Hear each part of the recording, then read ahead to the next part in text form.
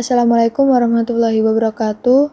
Perkenalkan, kami dari kelompok 1 yang terdiri dari Emilia Rahmawati, Fernanda Bita, Helmi Yahya, Laila Nurul, Sinta Eka, dan Salsa Laili. Di sini kami akan membahas mengenai resin dari bahan alam, yaitu dari turmeric dan amoniakum.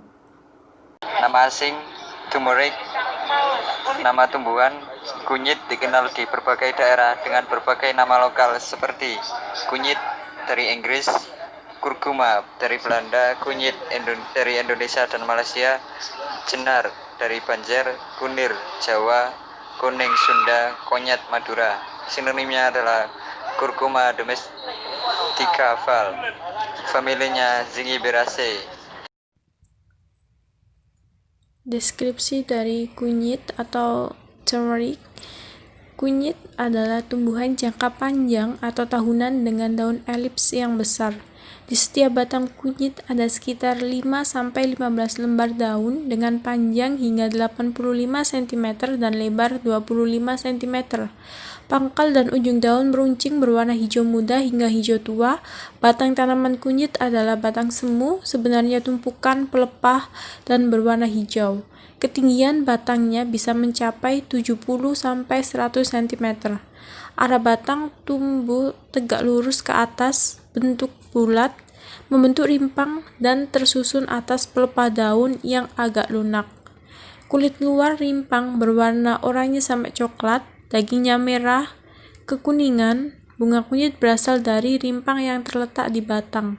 Tangkai bunga wawasan kasar, saat kering bunga memiliki ketebalan 2-5 mm, panjang 4-8 cm.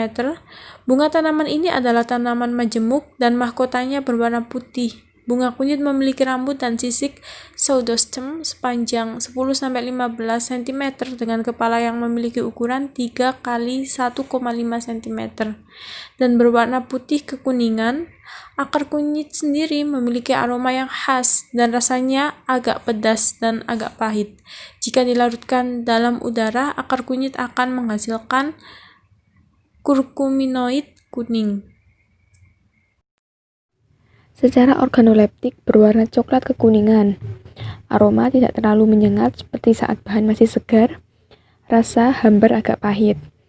Kegunaan. Bagian yang sering dimanfaatkan sebagai obat adalah rimpang. Untuk antikoagulan, antiedemik, menurunkan tekanan darah, obat malaria, obat cacing, obat sakit perut, memperbanyak ASI, stimulan, mengobati kesleo, memar, dan rematik. Kurkuminoid pada kunyit berkhasiat sebagai anti-hepatotoksik, entelmintik, antiedemik, dan analgesik. Selain itu, kurkumin juga dapat berfungsi sebagai antiinflamasi dan antioksidan. Menurut Supriyadi, kurkumin juga berkhasiat mematikan kuman dan menghilangkan rasa kembung karena dinding empedu dirangsang lebih giat untuk mengeluarkan cairan pemecah lemak. Minyak atsiri pada kunyit dapat bermanfaat untuk mengurangi gerakan usus yang kuat sehingga mampu mengobati diare. Selain itu, juga bisa digunakan untuk meredakan batuk dan anti kejang. Cara perolehan. Tanaman kunyit dapat dipanen pada umur 8-12 bulan setelah tanam. Hasil penelitian di Balitro membuktikan bahwa pada saat panen yang paling tepat untuk mendapatkan kuantitas dan kualitas hasil rimpang yang tinggi adalah pada kisaran umur 7-9 bulan setelah tanam. Ciri-ciri umum tanaman kunyit yang sudah saatnya dipanen adalah menguningnya daun-daun berguguran diikuti menguningnya batang seolah-olah tanaman akan mati. Pemalsuan.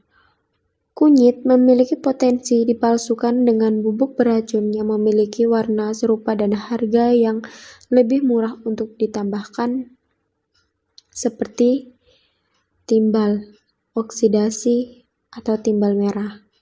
Dengan aditif tersebut, warna kunyit menjadi orange, merah, dan bukan lagi seperti warna aslinya yaitu kuning keemasan. Senyawa kuning cerah yaitu timbal kromat. ditemukan sebagai campuran kunyit di Bangladesh. Tingkat kontaminasi tersebut yang secara umum digunakan dalam makanan hingga mencapai 500 kali lebih tinggi dari batas nasional. Setelah itu, adulteran metanyl yellow atau yellow 36 juga umum ditemukan dalam kunyit, yang mana senyawa tersebut dianggap ilegal oleh Badan Makanan Inggris untuk digunakan dalam makanan. Kemudian untuk resin yang berasal dari bahan alam yang kedua yaitu amoniakum. Nama tanaman Dorema ammoniacum dari famili Apiaceae atau Umbellifera. Deskripsinya yaitu Dorema ammoniacum adalah perennial yang tumbuh hingga 2,5 meter. Spesies ini hermafrodit atau memiliki organ jantan dan betina dan diserbuki oleh serangga.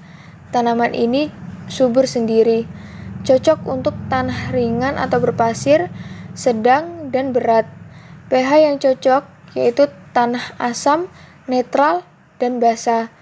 Dapat tumbuh di semi teduh atau hutan ringan atau tanpa naungan. Lebih menyukai tanah yang kering atau lembab. Selanjutnya yaitu organoleptis dari Ammoniacum, yaitu warna kuning kemerahan, gumpalan menyerupai kilau lilin, tumbuh hingga ketinggian sekitar 1-2 meter pada musim semi dan awal musim panas. Kegunaannya yaitu sebagai antispasmodik, germinatif, diuretik, diuretik ringan, ekspektoran, tapal, stimulan, dan vasodilator.